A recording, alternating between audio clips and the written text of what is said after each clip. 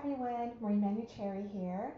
I wanted to talk to you today about some tips that you could use when you want to communicate with people on the other side. And thank you for listening to my channel, liking, and subscribing.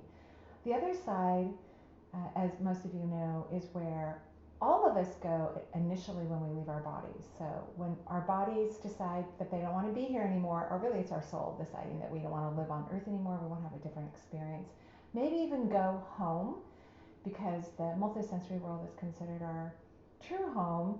Visiting on earth is a temporary experience that we are delighted to have as a reincarnation moment in this time space reality.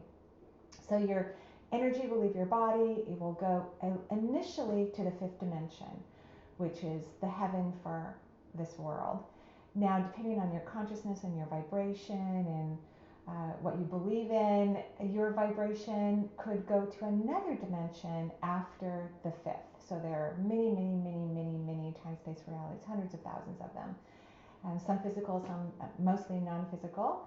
And so when you want to talk to a loved one, I think it's kind of nice to know what they've gone through. They've left their body, most very aware of the fact that they're leaving their body. They can even see themselves leaving, or at the very least, they can see, hear, and feel the people that they're going towards. So our friends and family and people that we've known from other lifetimes who are very prominent in our experience will be gathered and waiting for us, because it's kind of like when we celebrate a life coming to earth, we have baby showers. All three of my daughters have been pregnant during the last year. We haven't been able to have baby showers because of the pandemic. But typically, when we're welcoming a soul to earth, we have a baby shower. Well, the same thing happens when you're going home. There is a celebration. Everyone's excited. Most people on the other side know for about 4 years that you are planning, from your soul's perspective, to leave your body and venture home. So, so everyone's excited. They're celebrating. It's a beautiful experience. At least that's what I've heard and felt from the multisensory world. And if you want to communicate with your loved ones who've already gone through this experience, you do need to get your energy elevated, because where they are is tremendously happy and fun and interesting. There are a few things that I think would be fun to keep in mind as you work on communicating with your loved ones, or if you already do this, to maybe make it easier or more exciting or get more detailed information. When a being has left their human world and they go off to the other side, they have great access to all kinds of information. They're not confused about time space reality. They can see their spirit guides, they can see creation, they can have any type of mystical conversation that they want at any moment. So they really don't need your help. Mediums aren't really here to help those who have departed. Mediums are here to translate for those who have left their body, to help their loved ones here on earth. So that's a nice distinction to remember, because that's, if you're in a place of, oh, they might be here for me, then you're going to be more receptive to whatever it is they want to express to you or explain to you, which is really important. If you're in the right line of communication in terms of what's really happening, then you're going to have a better opportunity to absorb the information that they have for you. So if you've lost a loved one and you're sad about it, it's going to be hard to hear them, see them, or feel them, because your vibration is going to be much lower than their vibration. They're in the woohoo, feeling, and you're in the, oh, I can't believe that happened feeling. And so your energies go like this. They don't meet up. So you definitely want to not think about your loved one if you have a lot of grief still about their passing or things that you missed out before they decided to leave the planet. You definitely want to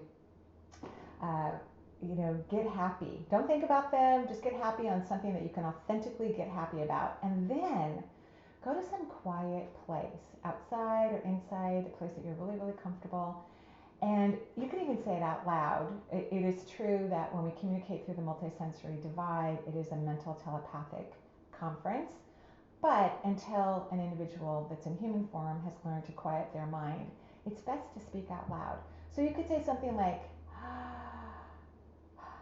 Please express me whatever's in my highest good. The universe loves the term highest good. Try to avoid questions that are going to have how, what, where, when, or why in your conversation, because the multisensory world does not believe in time, because it's actually an illusion. It does not really exist. It's a mind, human made phenomena, but it's not authentic.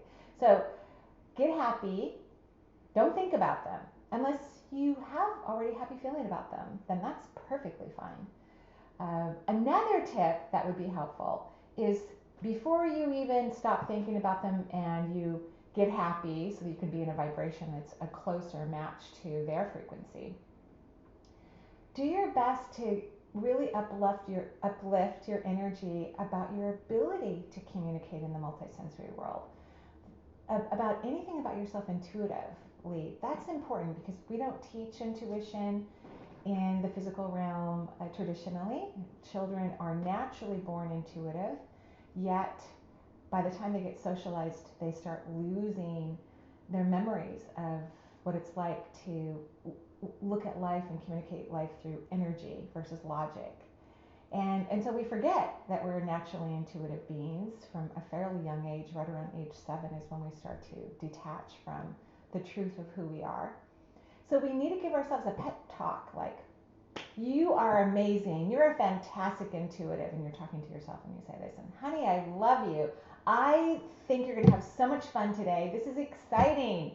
So I really want you to give yourself a beautiful pep talk, a positive reinforcement, just like you would if you were training your dog to sit or stay. You would do it positively and lovingly with treats. So maybe offer yourself a treat for when you're done with this conversation with someone you care about and love on the other side, who, by the way, will be fully aware of what you're wanting to do, will be very helpful to you in every regard. As human beings open up to their multisensory abilities, which is something that's really going to be happening in a click on the earth realm more so than it has in centuries, starting now, it's quite exciting, that as we evolve, the rest of the time-space worlds or dimensions, they also evolve because we're all one. So when one aspect evolves, the other aspects evolve too. So not only are you going to be helping yourself and have fun with loved ones and get some great advice or just some love and cuddles. I wasn't very close to my father before he passed away. Well, in reality, we had become friends a few years before he died, which was just a tremendous and healing gift. I'm grateful for it. But he wasn't in the lives of myself or my siblings when I was growing up. And yet he visits me often, says the sweetest things. He doesn't have to. He's just knowing what perhaps we needed when we were kids, and now he's more conscious and wants to participate. So that happens a lot with people on the other side. If they weren't able to be in your life in a loving and compassionate way, there is a strong possibility once they've crossed over and they can see things accurately and they're not defended or in resistance, or whatever it was that was blocking them from being a more attentive presence in your life. They're going to want to do that, most likely. So you want to be open to that. Remember, they're here to help you. They don't need your help. They're perfectly fine, but they would love to have a chat with you. Have a great day. Bye-bye.